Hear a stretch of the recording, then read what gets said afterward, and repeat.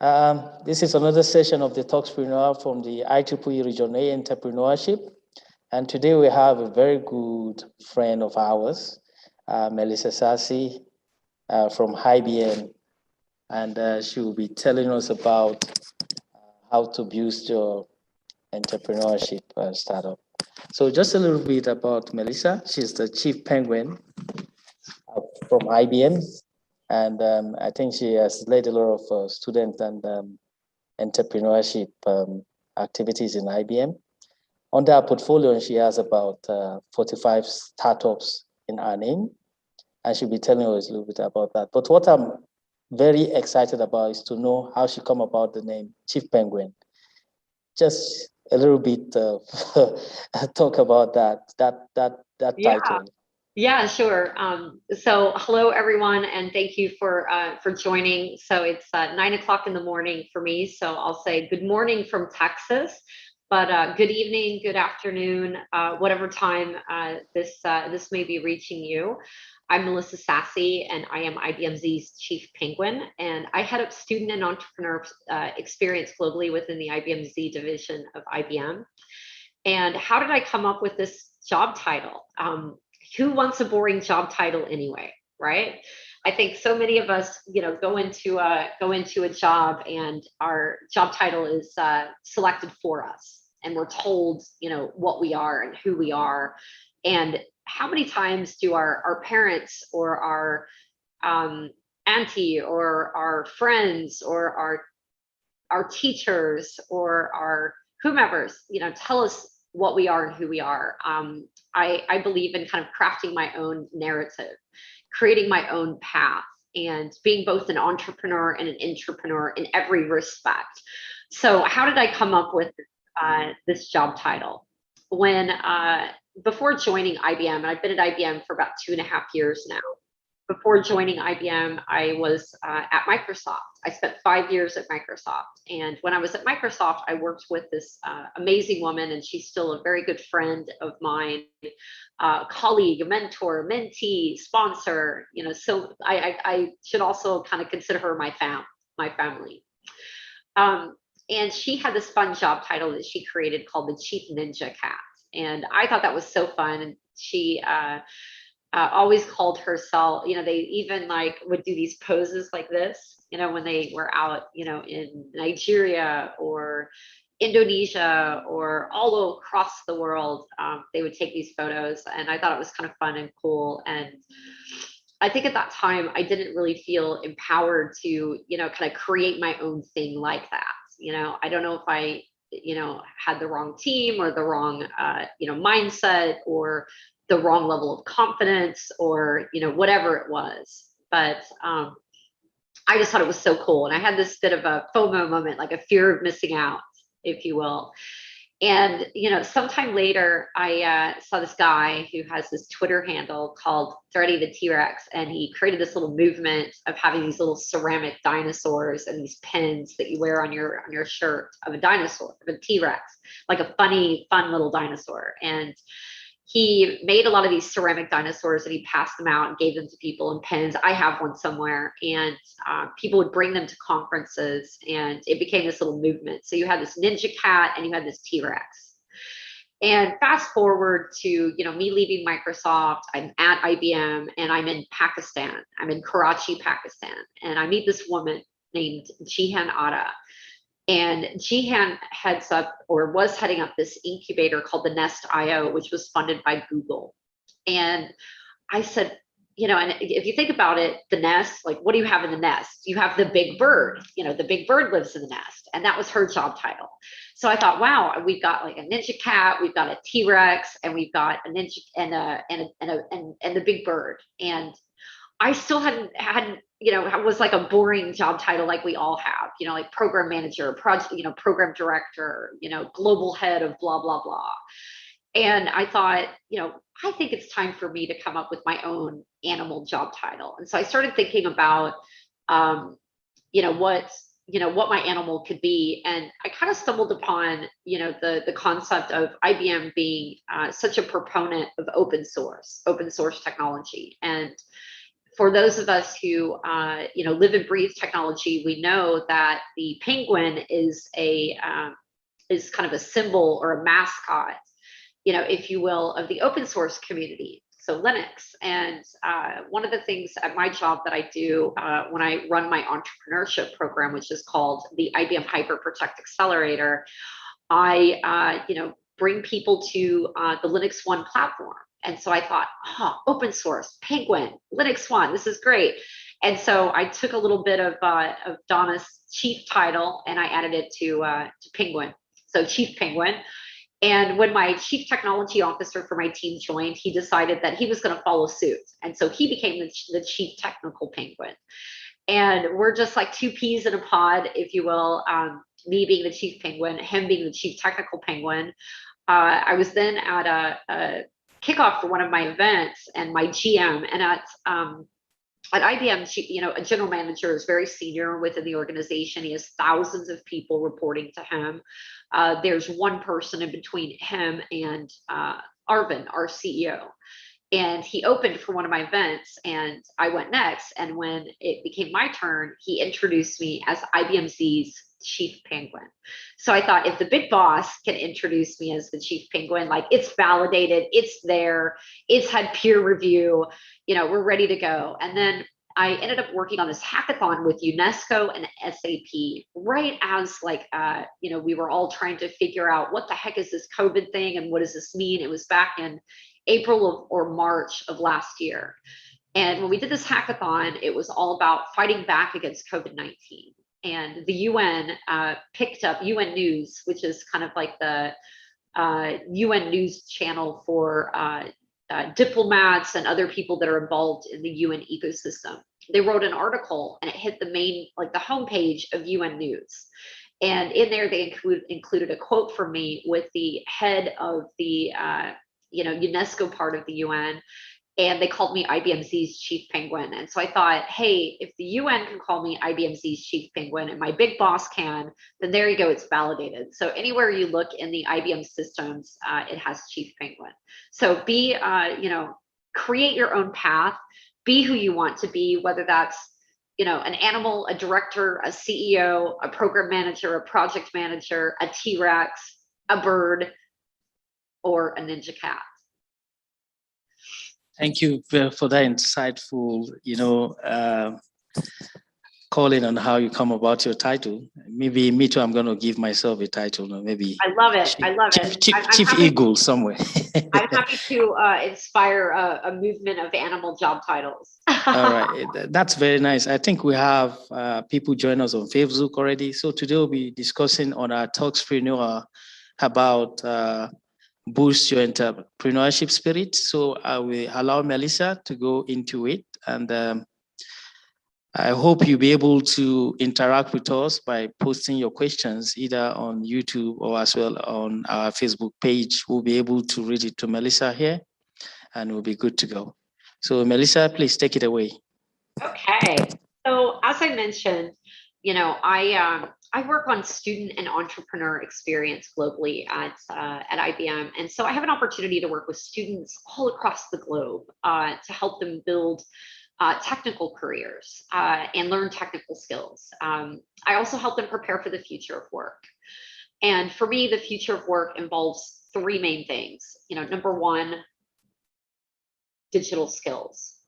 Doesn't matter who you are, what you are, whether you're going to be the CEO and founder, or you're going to be an employee working in a non-technical field. We all need digital skills, whether you're 4 or 104. We also all need what I call habitudes. Habitudes is a combination of the word habit and attitude. So it comes together to form the word habitude. And these are your soft skills or your professional development skills. And then the last piece is entrepreneurial spirit. So all of us, even if we don't have an idea for a startup, even if we don't feel like an entrepreneur or think that we're an entrepreneur, we all need entrepreneurial spirit. So these for me are the three things that are necessary for the future of work. And each of these three things have a lot of stuff underneath them, right?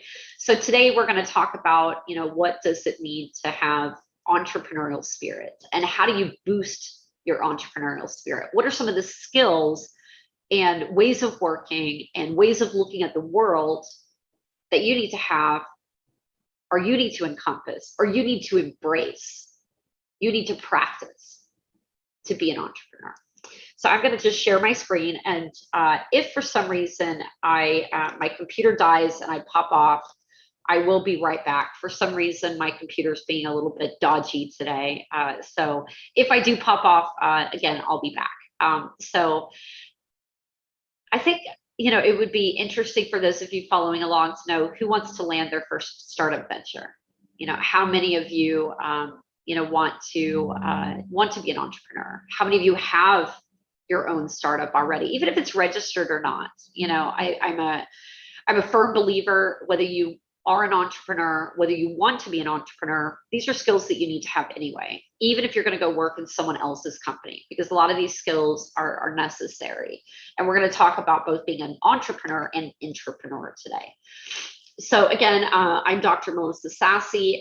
For those of you who are on Twitter, you can find me at Mentor Africa with a K. So feel free to give me a follow. I share a lot of information about events, about activities. I'm going to share one event with you today that I'm really excited for you to take part in, and I'll teach you how you can register. We've got a really exciting event lineup coming up next week, and then we've got a whole series of events that are happening the week after. So more to come on that.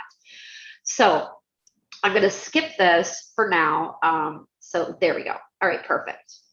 So let's talk about what's an entrepreneur. What does that actually mean? We're going to find that out. It's really someone who, creates a business or businesses. You're the boss. It's your own. And you might have a co-founder, so it might be both of you together, but you're really taking on personal risk to do so. All right. It may be your time. It may be your money. It may be your ideas. And those ideas may be super innovative, or you may think they're super innovative, but others do not. Because we hear about that a lot. For those of you who are not familiar, 80 to 90% of startups fail. 80 to 90%. So most of you will fail. And today I will talk about, how do you embrace failure? Because you hear a lot about this whole concept of, fail and learn and test and learn and all of this kind of stuff. Chances are you'll fail. And that's okay. I have some failed endeavors. I've failed many times in my life. We'll learn how to take those failures in stride as we get through this presentation. So I would be remiss if I didn't talk about intrapreneurship. So as I mentioned, an entrepreneur is someone who has their own company. They're taking on personal risks to do so. But an intrapreneur is really someone who creates a new business idea or venture inside someone else's company. So you're going beyond the company's current focus. You're thinking outside in, or you're thinking outside of the box. You're bringing in, different and new ideas into that company. So I am an intrapreneur when I'm wearing my IBM hat, because I'm creating new business ideas, I'm creating new processes, and I'm going beyond the IBM area of focus. So I created a new startup program. Again, it's called the IBM Hyper Protect Accelerator, and it's all about building and scaling startups. It didn't exist before. It was my idea. I came up with it. I created it. I came up with the strategy. I implemented it. And as of next week, instead of having 45 startups under my area of responsibility, excuse me, I'll have 100. I call this year my road to 100. So 100 startups. That's how many I'm working with as of next week. When I'm wearing my entrepreneur hat, so entrepreneur with an E instead of an I am the CEO and founder of a youth-led nonprofit called Mentor Nations. It's based out of Tunis, Tunisia. It's a sandwich in between Algeria and Libya, and we have taught tens of thousands of young people to code in 12 countries. So that's when I'm the CEO and founder. That's when I'm the boss. But let's be clear. There's no such thing as being the boss. Nobody likes the boss, right? And when I wear my CEO and founder hat, I serve as a mentor. I serve as a helper. I serve as someone who helps to make my team successful. It's not about me. It's about them. And it's also about our audience. It's about the people who are learning to code. And we'll talk about, some of that stuff in a second. All right. So let's think about what your jam is. If you're an entrepreneur and you have entrepreneurial spirit, there are really 3 common traits. And we'll talk about a number of different traits here today. So first one is, are you comfortable with uncertainty? We know that you're not going to know everything. Not everything is certain. Are you comfortable with that? Are you okay accepting that the future is unknown? So you don't know what's going to happen next, but you're okay with that. It doesn't bother you. It's kind of exciting to not know what lies ahead. And do you have a vision of rethinking and imagining the future? So, are you really thinking about, all right, this is what the future looks like, but you know what? If we did this, this, this, and this, and we combined all of this stuff together, the future might look like that. These are 3 common traits. These are very kind of like visionary things. So think about it. If you think about the future and what the future holds and it not being super clear to you, do you feel okay about that? Or are you super stressed? Are you super freaked out? Knowing that the future is not, known exactly, how does that make you feel? And are you able to combine a lot of things together and come up with your own ideas and vision for the future? Now, you also recognize that you can't, you don't know the future and you can't predict it. And you're okay with that. Now, obviously, there are certain calculated assumptions that we can make, and we can do some predictive modeling, and we can make calculated risks. But in reality, we don't know how things are going to turn out. Nothing is ever certain. How many times do you think you're going to land that presentation? You're going to ace that test. You're going to get funding from that venture capitalist or that angel investor, or you're going to win that hackathon or that pitch competition. And you lose, and you think, wow, how did I lose? I was the best there. So think about how okay are you with that? And, it's really important how you handle that uncertainty. Super important. How you handle that uncertainty matters way more than you think. So as an entrepreneur, you focus on what you can control, because you can't control everything. You try to control and shape the future, but you don't try too hard predicting it. You do perform a lot of calculations in your mind, or super analytically, but it's still a little bit fuzzy. You take action. So you're someone who makes sure to get things done. You're goal oriented, and that you're making progress toward whatever that goal is. So you're continuing to claw away at whatever that big vision, that big idea that you have in your head. You're not taking no for an answer. But that sometimes things don't go as well as you'd like. You may make a mistake, you may pivot, you may not have what we call product market fit. Customers may not be willing to spend money on your product or service or solution, or the competition is just better. That you have the ability to course correct, as the future unfolds. And that you have an opportunity to pivot, to change, to make things different, and you're okay with that. It's not something that's scary for you. Yeah, maybe it's disappointing sometimes, but oh well, who cares? That happens. You've also mastered how to create a business model canvas. Many of you, if you've spent any time in business or business school or entrepreneurship, training, or you've been part of an accelerator or an incubator, you'll recognize that the business model canvas is core to, creating any idea, running any startup, participating in any kind of hackathon. There are a few different ways in which a business model canvas looks. This is one example of a business model canvas, but I've seen many examples. This is, again, just one where you've got your key partners. You've got your key partners here. You've got your key activities here. You got your key resources. So key activities are kind of like, what are the top 3 things you're going to do? Partners, what are the top 3 partners? You're not going to put everything here. Kind of think of it as like 3 to 5 things. Your key resources, your money, your people, all that kind of stuff. your intellectual capital, your intellectual property. What's your value proposition? So what kind of value are you going to create for your customers? Speaking of customers, what kind of customer relationships do you have? Or which are prospective customers that you might have on the horizon? What are your sales or marketing channels? What are your customer segments? So what are their demographics? Where are they located? What's a little bit about them? How is it that you're going to segment those customers into buckets so that you know who they are, what is their persona, what are their wants, needs, frustrations, aspirations, pain points, and what are their joys? How much does it cost to run your business? How much money are you going to bring in? So this is a business model canvas.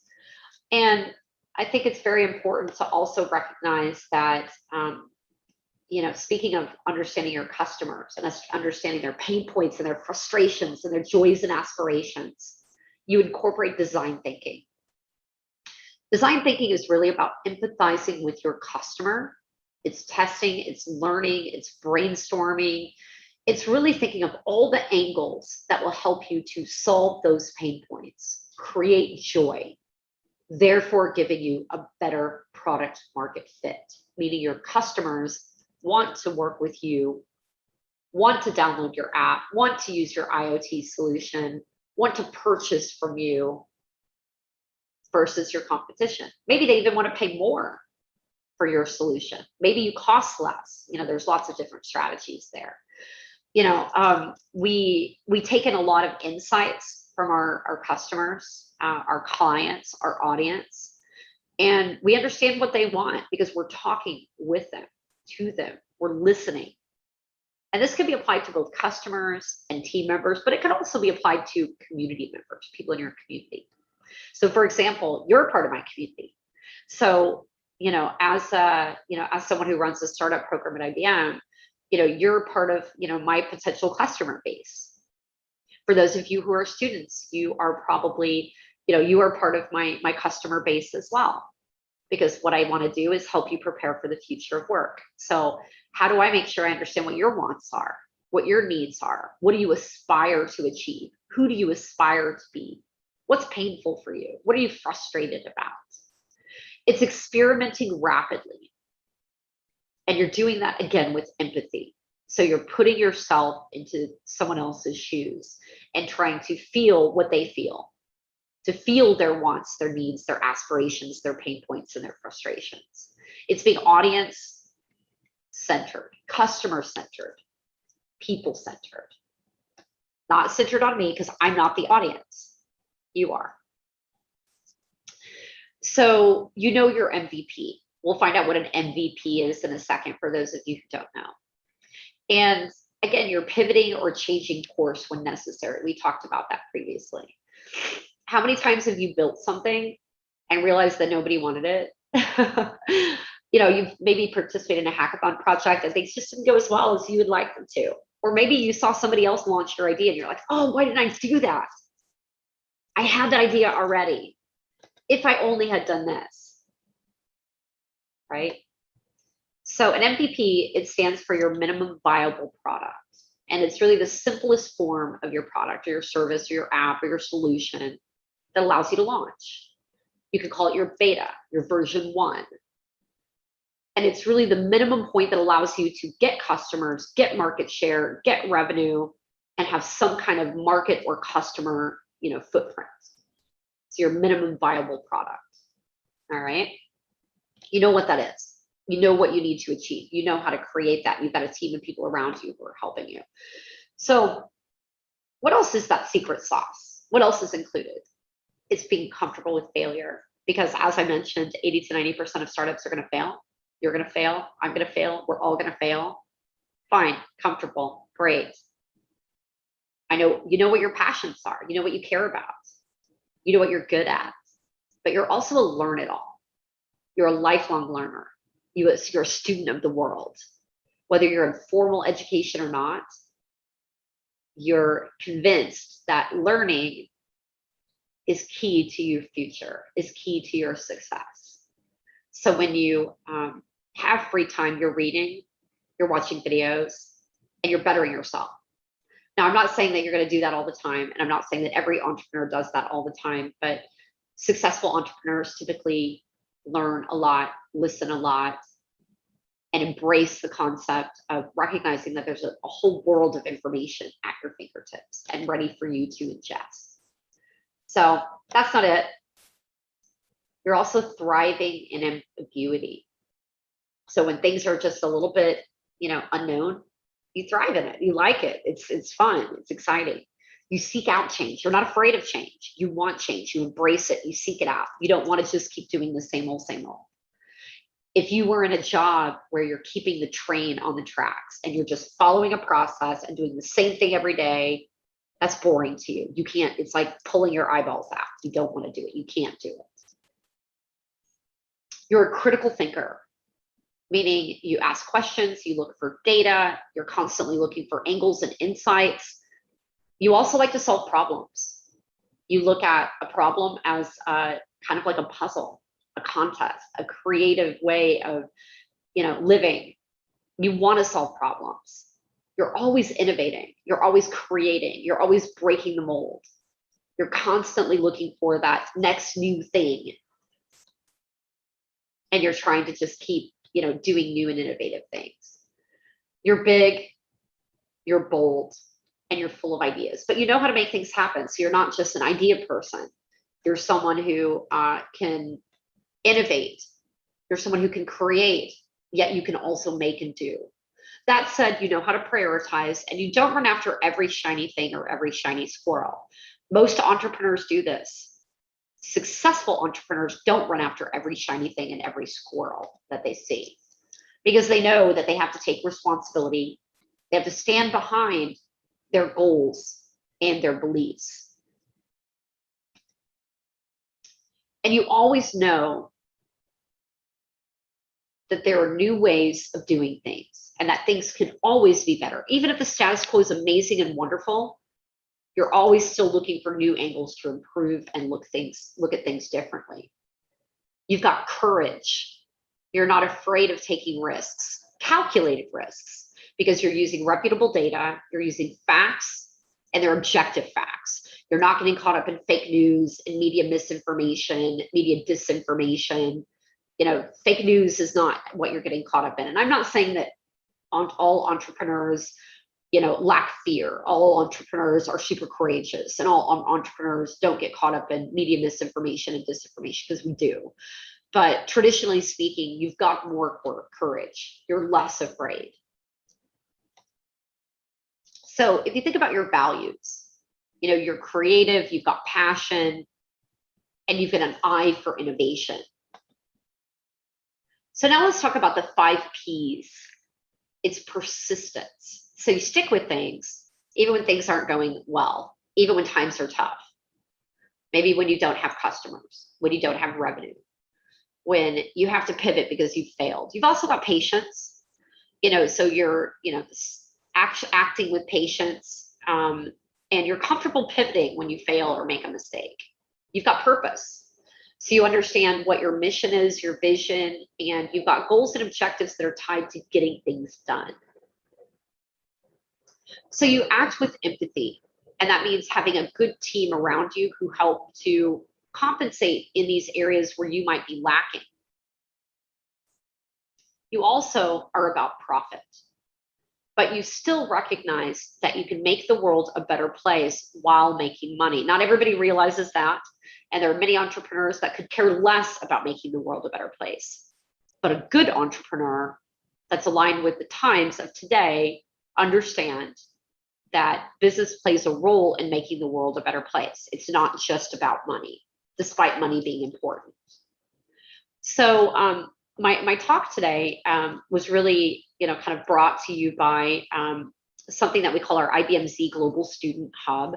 But, for those of you who are interested in taking part in more of my talks, you can register for the IBM Z Global Student Hub here.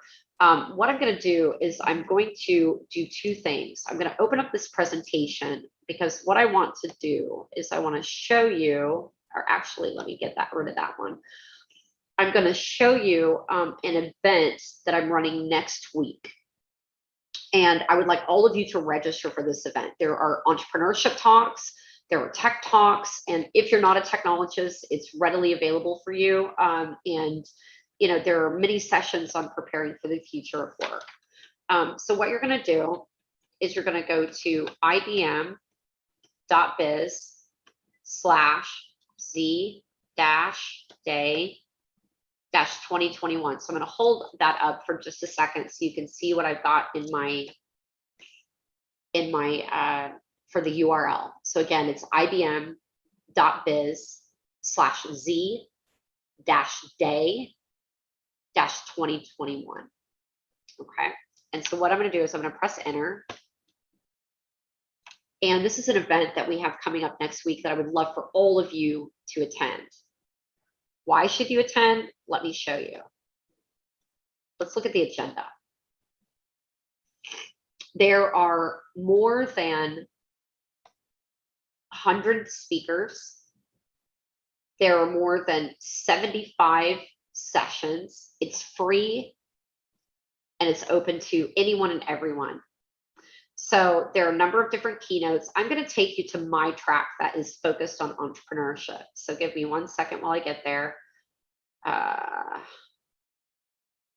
It's in the orange track. So I'm just going to scroll down. So I'm going to show you what's there. So you can see all the sessions. There's a whole lot of stuff going on, right? The orange track. Okay. So we kick off with keynotes, and this is at 8 a.m. Eastern time. Okay. Eastern time. We kick off with keynotes from our executive team. When I talked about the guy who introduced me as the chief penguin at that event, that's Ross. He's amazing, by the way. Then we go in and we make our announcement of our cohort 4 of the Hyperprotect accelerators. We'll give you some insight into what is the accelerator that I run, how can you take part, what are the benefits, which, by the way, if you're an entrepreneur and would like to join up with my program, this is a great place to learn about it. We give away $120,000 in cloud credits. We give away 2 years of technical mentorship, 1 year of business mentorship. The business mentorship is orchestrated through Village Capital, which is one of the largest, if not the largest, social entrepreneur organization on the planet. And they focus on building and scaling startups, getting them ready for investment. They do a lot of work on investment readiness. We're going to announce our cohort 4, which are 15 startups that we're embracing as part of our Road to 100 this year.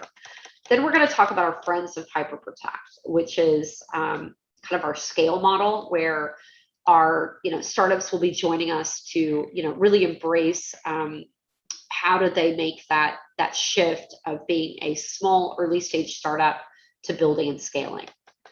Then we're going to talk about fintech innovation. For those of you who are passionate about fintech, we're going to talk about the startup ecosystem with a specific lens on fintech. We've got a keynote from our GM, who is our chief developer advocate. Then we're going to talk about health tech. So lens on the startup ecosystem. Check this out. We have a celebrity keynote. For those of you who are interested in music, we are going to be, me and my chief technical penguin are going to be running a session with Timbaland. So as you may know, he's a multi-platinum Grammy award-winning music producer. And he also is the co-founder of Beat Club. We're going to talk a little bit about data protection, privacy, and security, and why that's all about social good. So these are some sessions I would call out. For any of you who are students, we've got a 24-hour student track that kicks off on the 14th. So that's on Tuesday, and that's, again, Eastern time. A lot of sessions. There are 27 sessions. There's lots of stuff for you to find here. Empowering women and girls. You see a session with IEEE HKN. I've got, some fun UN stuff happening.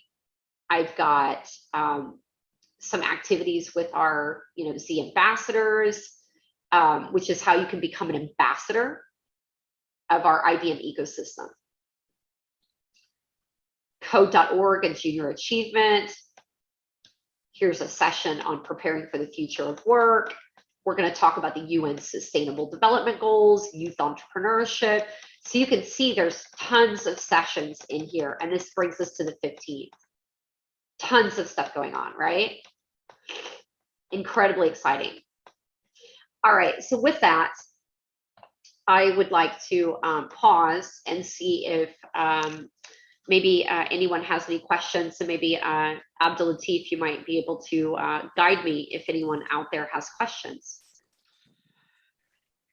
Thank you for the wonderful presentation, Melissa. And I don't expect less from you. It's amazing. And I think the questions are coming up.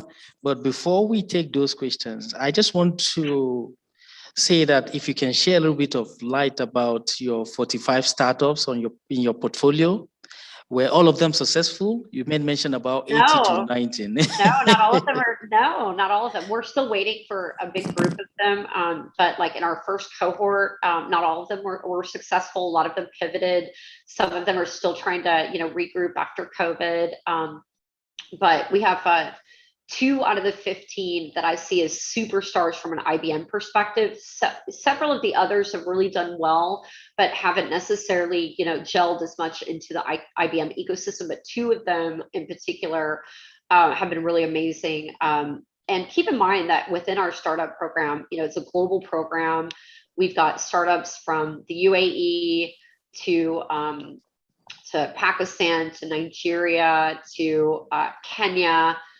We've got startups from Europe, from Asia, from Latin America, from the US. So we've really got a swath of geographies represented.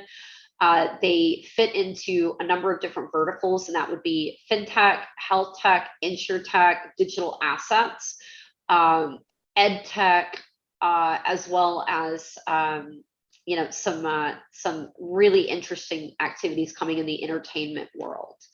So you can see that's quite a wide swath of industries. More than 53% of our startups have at least one female founder. More than 34% of our startups have at least one Black founder. 14% have at least one Latinx founder, and 14% with at least one Asian X founder. So it's very diverse, in terms of ethnicity, in terms of gender, in terms of geography. So wherever you are, I'd love for you to take part in, next week's session, and learn a little bit more, so that when we do our call for applications again, which will happen in March to April of next year, you're ready. And this is a great place to have like your training wheels on, to recognize, what does it take to apply to the accelerator? Who do we accept? And how can you model maybe your application after some of these success stories? To recognize, what does it take to apply to the accelerator? That's wonderful. I'm happy to hear that. Someone might have the live stream on at the same. Okay, it's better now. That's wonderful. I'm happy to hear that. I still see another question that said, what are the tips that you were able to use to get this company started? What are the tips? Yeah, so I'll talk about my startup first. I think part of it was seeing a problem, recognizing a problem, being personally connected to that problem, and recognizing that I had a solution for the problem, and realizing that I could actually solve part of that problem, knowing, well, I couldn't do it alone. I needed a team to do it, and I needed an entire ecosystem to make it happen. But I would say that was kind of a big piece of it. I think for my other, ed tech startup that I'm working on, it's really looking at, what expertise do I bring to the table? What is my secret sauce? What are my strengths? And how can I make the world a better place with what I have in my brain? What can I create and make and do that's unique and different compared to what is available elsewhere? Excellent. Thanks for sharing those tips. Another question is that, is the program coming up next week open to all IEEE members, for example? It's open to anyone, anywhere. Anyone, anywhere. That's very good. So tell your friends, and it's free, it's virtual. However, I will say that IEEE is a strategic partner for us at the event, which, speaking of that, Abdul Latif, with your permission, I'm going to ask you, hopefully this is okay. I would love to actually take the logo. Maybe it's the Smart Village logo, maybe it's the Region 8 logo. You let me know which one. I can actually add that to the IBMZ website, the IBMZ Day website, and refer to you all as a official kind of supporter if that's something you're interested in doing, so that when people go in to register, they can see it. You don't have to answer me now because you may but if that's something you're interested in, please let me know, because that's something that I can make happen. There's no problem. We are there to support you. You are here to support us. Definitely, I will discuss with the team, and the entrepreneurship initiative definitely will support your IBMZ. No problem. You did mention about making money while you make the world better. Yeah. That concept is really, really cool. I think it goes in line with the Sustainable Development Goals. Yes. So you can as well share more light on that while we await other questions as well. Yeah, sure. So I call this doing well while doing good. Doing well means you're making money. Doing good means you're making the world a better place. And there's no trade-off between those two things. So whenever I hear someone pitch, a charity to me, or an NGO or a nonprofit or some kind of philanthropic endeavor, I always push people to think about their business model, because I believe that even if you're doing, something that's inherently good for the world, there is something that you can do to think about how do you bring in revenue and create a self-sustaining business. Because it's great for us to be all altruistic and think, I'm going to make the world a better place. I'm going to solve all these problems. I'm going to provide clean drinking water. I'm going to provide school uniforms. I'm going to provide, food. I'm going to provide blankets for the homeless. I'm going to provide housing. I'm going to support refugees. I'm going to help children read. There are many different causes that we can get involved in, whether it's, goal 1, 2, 3, 4, 5, 6, 7, and all the way through to number 17 of the UN Sustainable Development Goals. But money has to come from somewhere, and it needs to be self-sustaining. It needs to be strategic. And I also believe that as an employee, whether we're an entrepreneur or an intrapreneur, we also deserve to have a fair salary. And I think sometimes our salaries are not aligned to the value we're creating. And I think it's very important for us to think about, especially as we're creating a business or we're finishing our studies, that we're thinking about how do we turn our purpose and passion also into careers that help us to live the lives we want to live. And I know it's easy for me to say, because I've been in my career for, years and years, and I'm established in my career, and I was also born in a place where maybe I didn't have some of the challenges that others might have in their lives. But I spent a lot of time in many parts of the world, speaking with local entrepreneurs about the struggles that they have. How are they, frankly speaking, if I could work on my startup full time, I'd love to do that, but I don't have enough revenue coming in to do that. So I work in big tech. I work at IBM. I like my job at IBM. I enjoy what I do. And I continue to see it through every single day. But on the side, I've got my nonprofit. I've got my startup. I'm doing a lot of things at the same time. And, part of the reason why I have my job in big tech is, well, as a CEO and founder, I'm not bringing in enough revenue to be able to do what I want to do. But part of that is by design. When I created my nonprofit, I did not create it to make money for myself.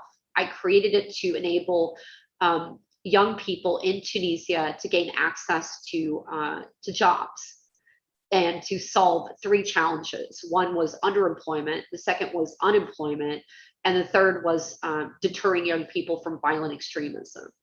I keep all of the money in country because for me, that was my give forward endeavor. I didn't do it to make money. And so I knew I wouldn't make money from it. I wanted it to be for the young people who are running things every day.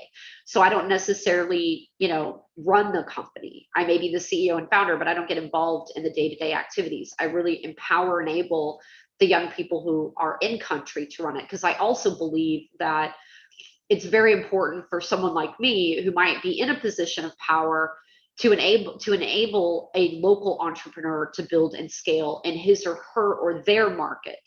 Because I think in many countries from around the world, we see a lot of expats get funded in local markets. And, a local entrepreneur might have better knowledge of that local market and might even have a better product, but sometimes the expat gets funded, and that's something that I want to change the dynamic, on myself. For when I'm wearing my other entrepreneur hat for my ed tech startup, I haven't launched it yet. We're building the platform right now.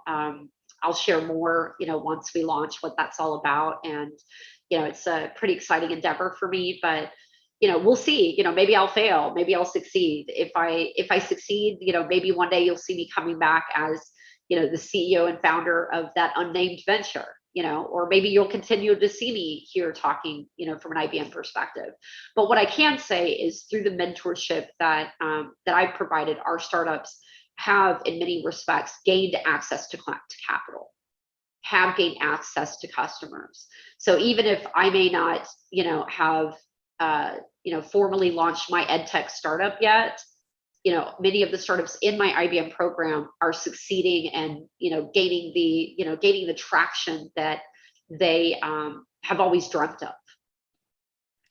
Wonderful. I like that. I think there's another question from one of the participants. The question is, as you know, we have so many social media accounts now.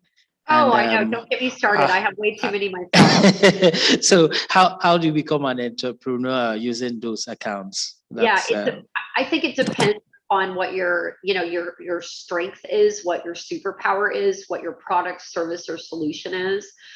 So for example, let's say you're, a developer, you're a programmer, you may look outside of social. You may use Twitter, for example, to talk about, trends and have like a Twitch channel or something like that.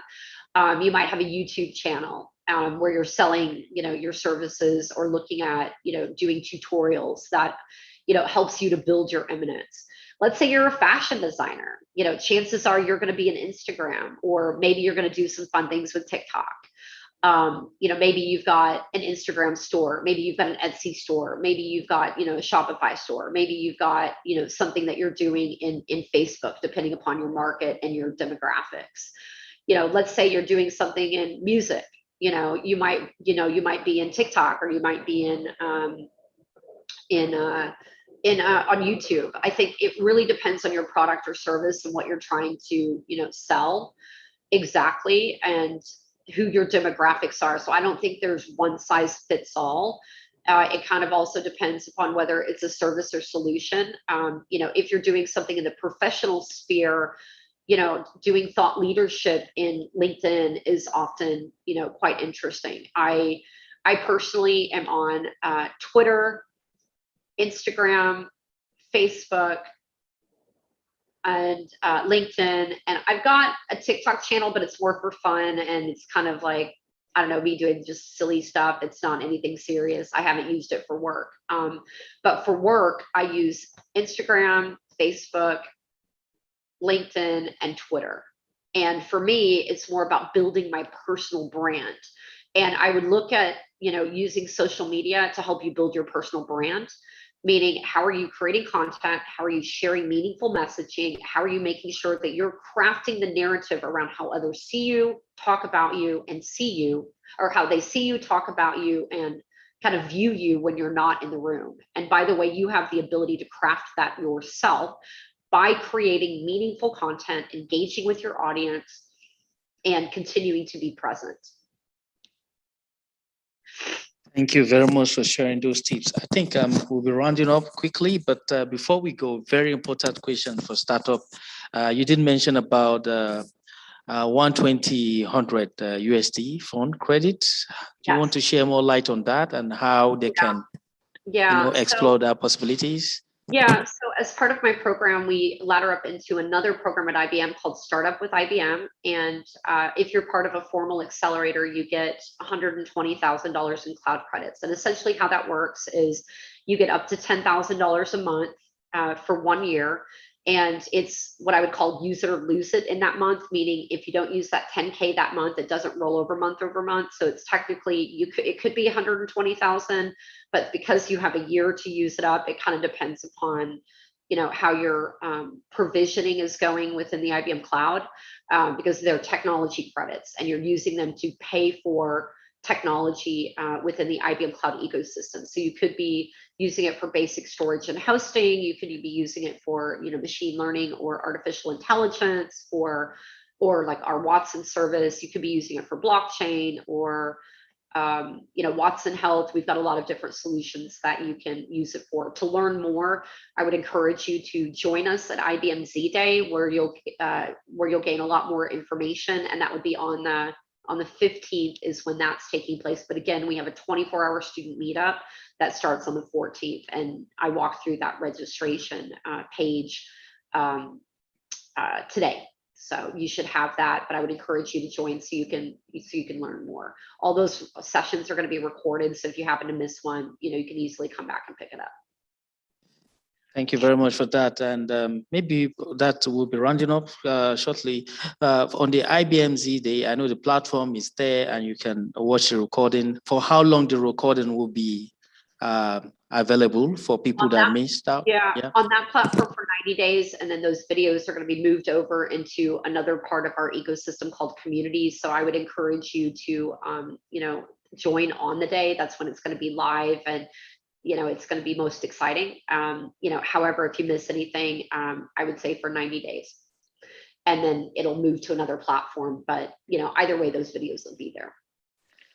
Thank you very much. And on that note, I would like to say, do you have any final words for those of us joining from different parts of the world?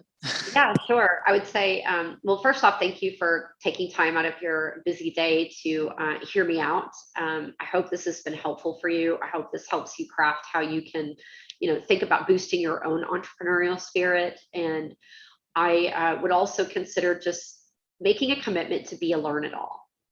Make a commitment that, you know, every day you do something that stretches you to learn more, to explore more, and gets you out of your comfort zone. You know, attend conferences, attend webinars, you know, whether they're mine or anyone else's. You know, use this opportunity. You know, COVID has been a bit of a blessing and a curse for us. And I think we all know the curse that it's brought us. But what blessing has it brought us? It's brought us a lot of people moving their thought leadership online and more accessible to those of us who might not be able to travel to conferences. And a lot of them are free now. You know, you have the ability to achieve whatever dream you want to achieve, no matter how impossible it may seem, because all of the material is ready for you as long as you have an internet connection and a device. So take that opportunity. That's how I've built up my career. That's how I've learned about entrepreneurship, about critical thinking, problem solving, innovation, creativity, design thinking, personal branding, storytelling, by reading and watching webinars and connecting with people through social media and learning from them and reading their materials. So you are the only person standing in between you and the person that you would aspire to be.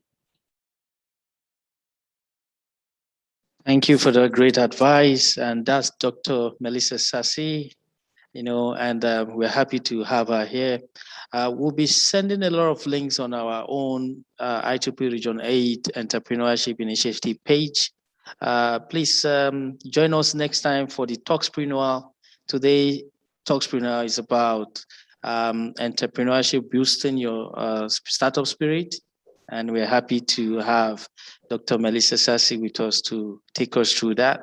On that note, I'll say thank you for joining and thank you for participating in our event. And we hope to see you next time. And thank you all. On that note, thank you all very much. And have a blessed day. Bye-bye. Bye, everyone. Take care.